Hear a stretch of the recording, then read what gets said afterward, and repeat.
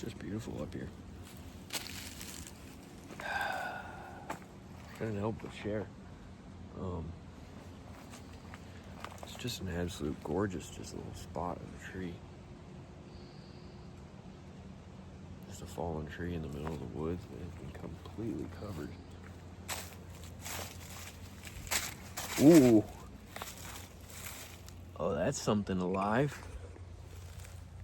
Oh, that is wicked. That's a slug or something. Yeah, it looks like a slug or a snail. Oh, that's amazing. Well, I was walking this beautiful trail, as you can see right down here. I wish I could have carried the phone as I climbed up it, but that would have been a little bit too dangerous. Walking through these beautiful woods, and I had the undying compulsion to share with you what is the Bible. Oh man, I wish I could show you where I'm climbing. Like, it is absolutely gorgeous. Like, we just have this impeccable tree full of life. It's fallen down and just created this absolute beauty of a landscape.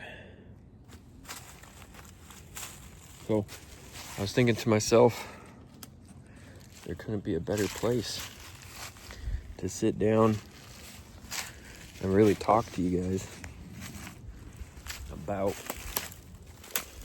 the Word of God. Let's see. Now the trick is finding somewhere that your phone won't fall.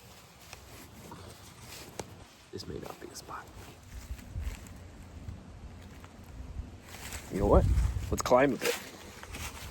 I like that idea. Climb even higher, because you never know. Oh, that's so cool. Okay, I'm going to show you what I'm climbing, because I just can't get away from how wicked amazing this place is. Oh my gosh. Like,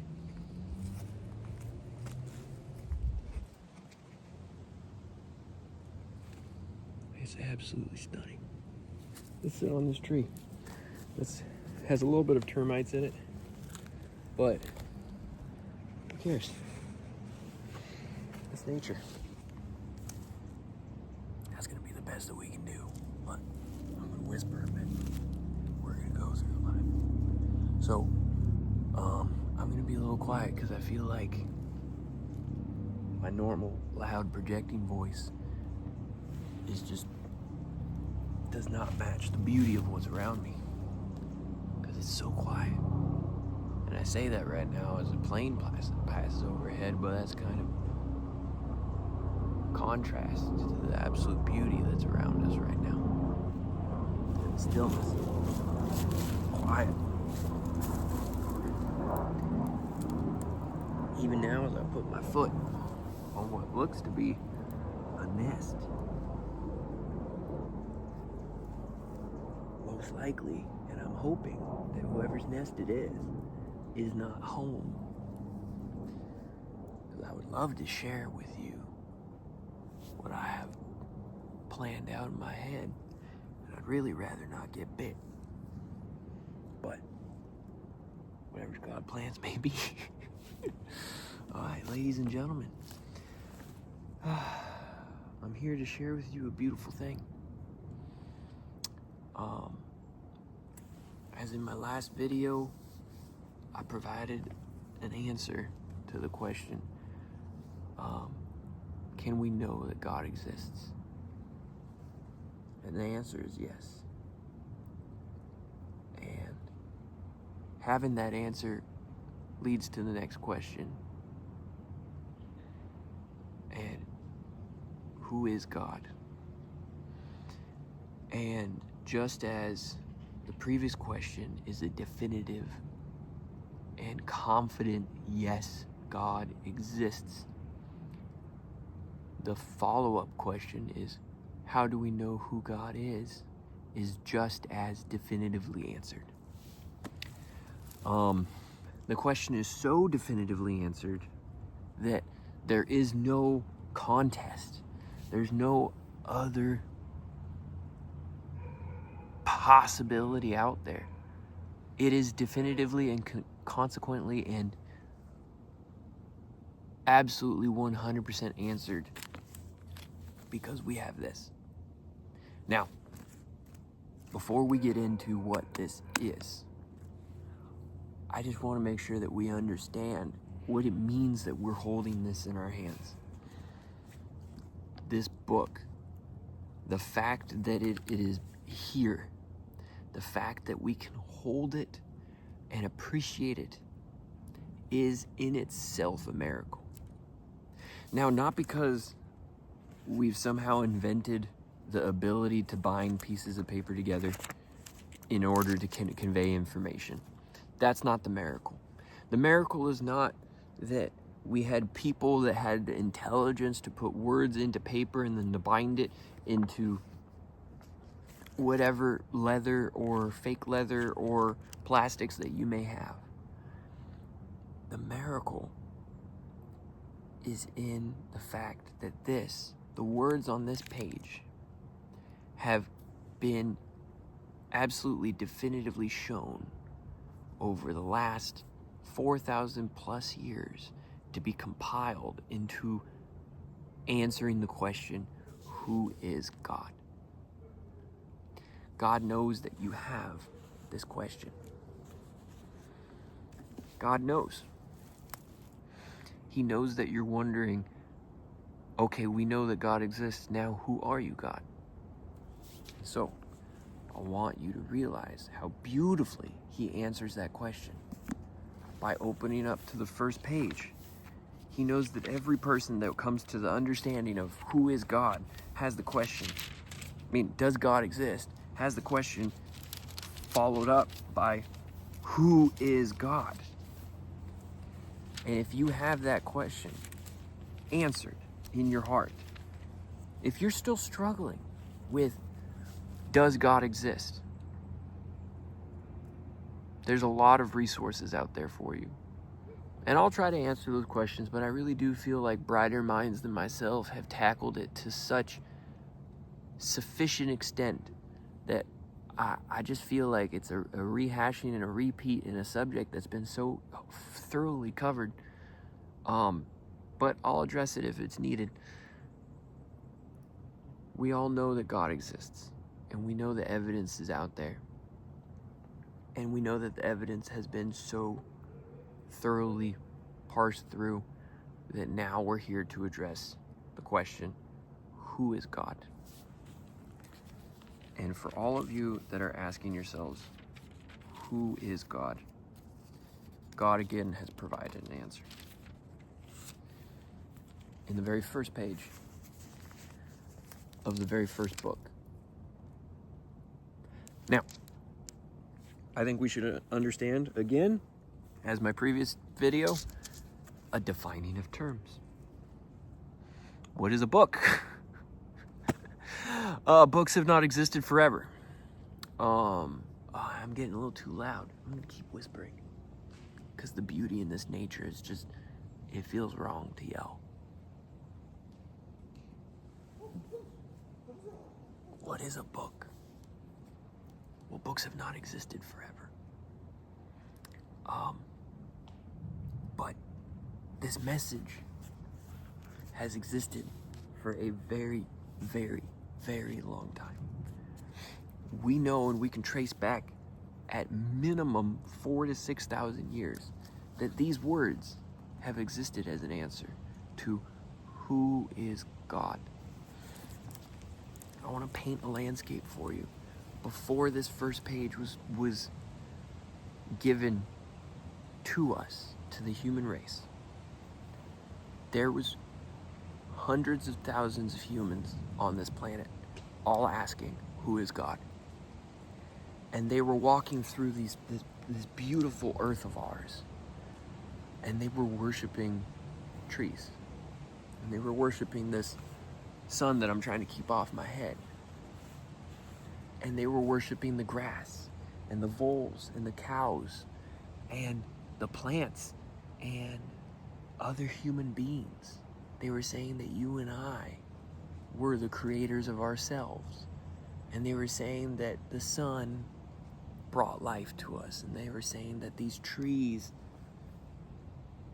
Now, the devil has a beautiful way of twisting the truth, because the sun does give us life, and these trees do give us oxygen, as science has shown.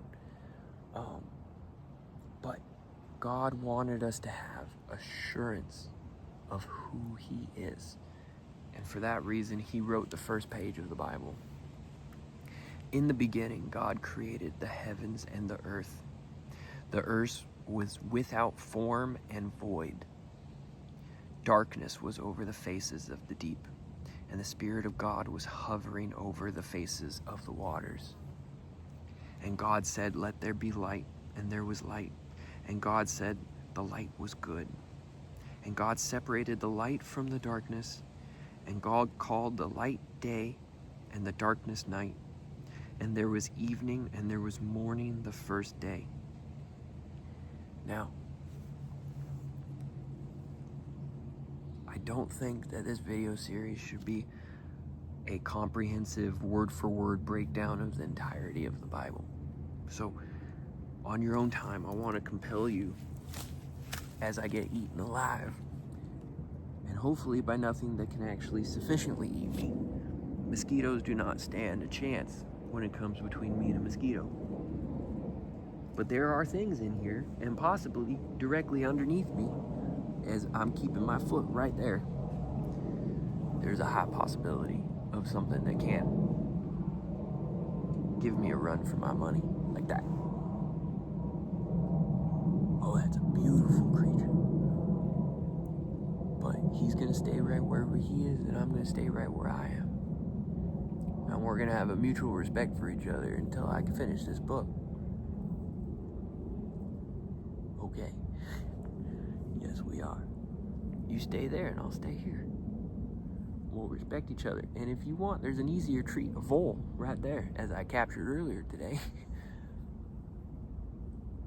I'm gonna finish this book. But God's will be done. Ladies and gentlemen, as you on your own time go through the words on this page, I want you to realize that God is answering a question as old as time, all the way back to the beginning, is that every single one of us knows in our hearts that God exists. And we look around us and we see evidence for God's creation and God's purpose and God's love for us, because He's provided all of us as a means and a way. And yet, as we stare at things that try to kill us, and then some things that have the potential to kill us, as we keep our safe distance,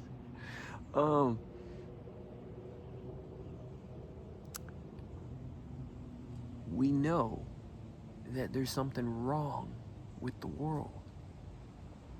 And God, first off, answers the question that, hey, I exist.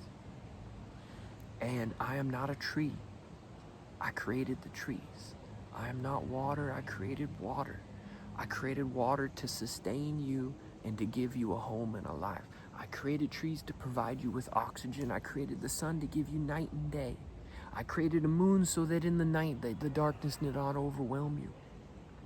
But in all of these things and all these answers, as you continue through page after page, and you keep going through, you realize that God created everything and everything was good. And then we get to number 2, which answers the follow-up question, which is, beautiful people, man, I love God so much. We have people walking by in the background, so I'm just going to give them a break.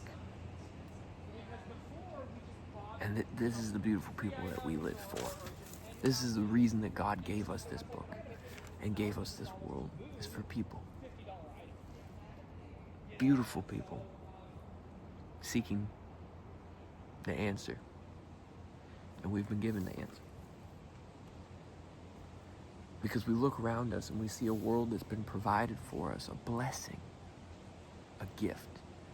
And then we see a problem with that gift as a battle between life and death, good and evil, right and wrong. So within the first 2 pages of the Bible, we see harmony, we see creation, we see gift, we see love, and we see God providing all things. And God establishing that he is not in these things, but that he's above things, all these things, because he created all of them. And then we have a problem, because that's not the world that we know. The world that's described in the first chapter of this book is not the world that we know, because we know that there's a problem in this world. And I hope that that problem does not show its face right now. But we will see, live on camera.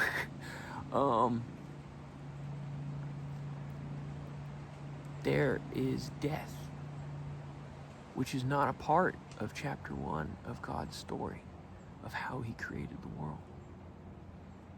But it is part of chapter 2. For God gave us a promise, and he wanted us to answer. He wanted to answer our follow-up question again. So first he established, who am I? I am the God that created the heavens and the earth, the light and the day, the moon and the stars. I created all things that provide for you and all things that are good. And then we look around us and we say, but God, not all things are good. So help us reconcile. God, if you are good and you created all things to be good and you established them as good, why am I getting bit by mosquitoes right now? Why is my leg itch? Why do I see some battles between life and death, as if we have a vole crawling through the grass and another critter crawling through the trees, and then a remnants of what I can only imagine is a bone? How does this death reconcile itself? Well, God answers that question in the next sentence.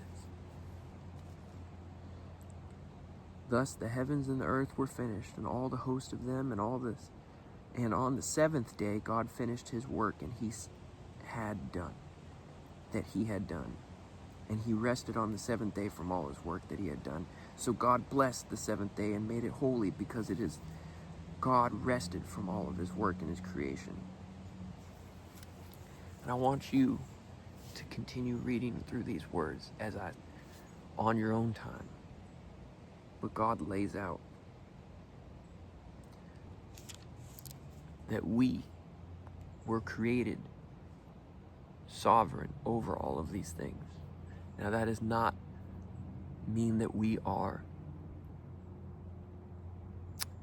should take pride in our sovereignty, but we should be humbled that we were made in the image of God, and we were called to govern as God governs us. As God governs all things and all creations, he made us to equally govern our families, our lives, this world that he has commissioned and given to us. And then ultimately we failed in that governance as we reach chapter 3.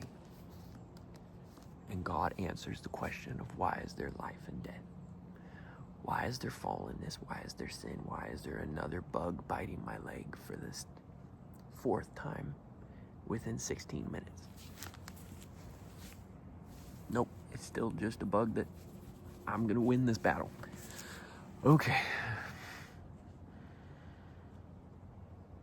Why? We get to chapter 3.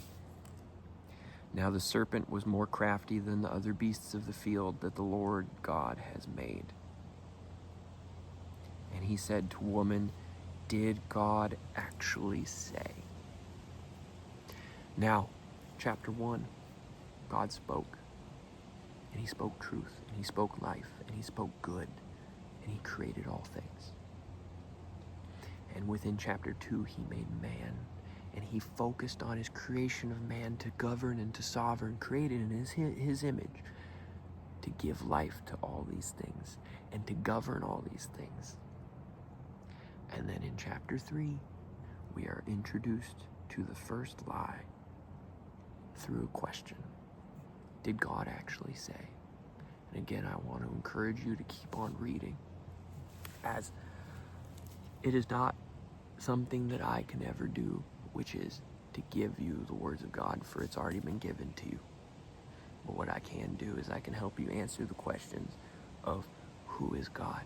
Chapter 1. God created all things and God is good. Who are we? Chapter 2. We are man, created in the image of God, created to govern the things around us, our family, our home, our world, our earth. And chapter 3. Why is there evil in this world? Because of the first question and the first indulgence into God. Did God actually say? And in our fallenness and in our weakness and in our proclivity to seek after our own selves and our pride, we did not believe in the truth and the goodness of God. And we believed that there could be evil found in the heart and the mind of God. And we said that what God had given us was not perfect, and it was not good, and that we somehow can obtain something better. And then I want you to understand that from chapter 3 of Genesis all the way through the rest of the book of this Bible, until we get to the very last page, there is suffering, there is death, there are lies, there are fallen people that God created to be good and they failed. God created to govern and they let the people they were called to govern down. They led them astray, they led them to death. But in God's goodness, He did not leave us as orphans. Because as we get towards the end of this book, the back of this book, the very last few pages, we are told the answer to all of our questions is first, does God exist? Absolutely. Who is God? He's the creator of all things. Chapter 1. Who are we? We were created in the image of God to create and govern and be good. Chapter 2. Why is the world not good right now? Why do I look around and not see good in this world? Chapter 3. What is the consequences of chapter 3? And that is pages 1 through Revelations. It's chapter 3 to Revelations. That is a big ask and a big tackle. And many of you may be reading this, watching this right now, and hoping for an easy route to answer that question. There is no easy route. The answer's hard. It's going to be hard. Life is hard because of chapter 3. And the rest of the Bible answers what we are to do about it. And as we get to the end of this book, we see that God did not leave us alone. Now, from chapter 3 onwards, God never, ever abandoned us. While we were fallen, we were not forsaken. And He continued to seek after us as we get into chapter 4 and all the way through chapter 50. And as we move on to the next book of the Bible, God continued to pursue us and to guide us and to provide for us in our fallenness, in our sinfulness, and in our devastation. And even though in all that He gave us, we used it for evil and wrong as we worshiped the trees and the sun and the sky, He continued to say, I am God.